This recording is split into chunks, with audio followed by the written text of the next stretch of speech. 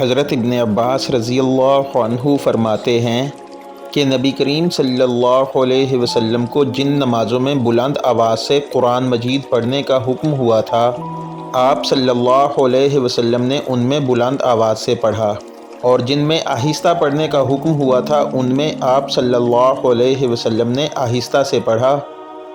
اور تیرا رب بھولنے والا نہیں، اور رسول اللہ صلی اللہ علیہ وسلم کی زندگی تمہارے لیے بہترین نمونہ ہے۔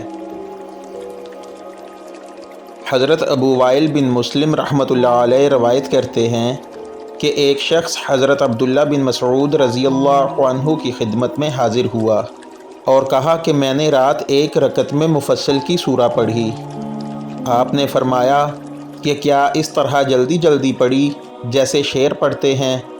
میں ان سب حمانی صورتوں کو جانتا ہوں جنہیں نبی کریم صلی اللہ علیہ وسلم ایک ساتھ ملا کر پڑھتے تھے۔